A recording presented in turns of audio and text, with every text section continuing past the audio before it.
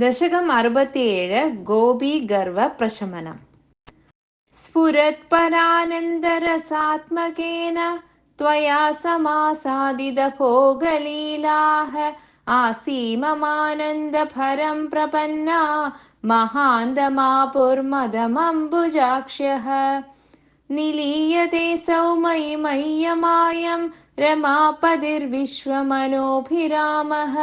इति स्म सर्वा कलिताभिमाना निरीक्ष्य गोविन्द तिरोहितो भूः। राधाभिधां तावद जातगर्वामधिप्रियां गोपवधूमुरारे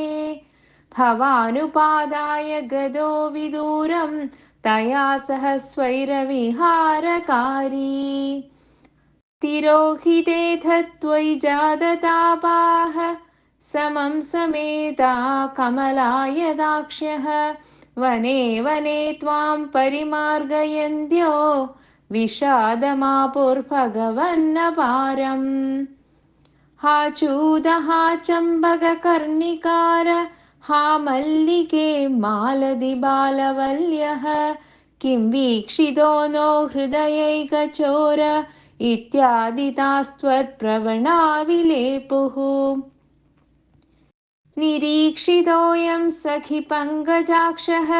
पुरो ममेत्याकुलमालबन्दी त्वां भावना चक्षुषि वीक्ष्य काचित् तापं सखीनां द्विगुणीचकार त्वदात्मिकास्ता यमुनातडान्ते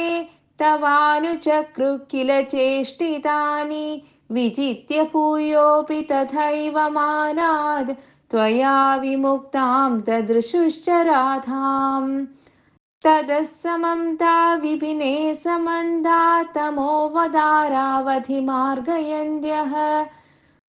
पुनर्विमिश्रा यमुनातडान्ते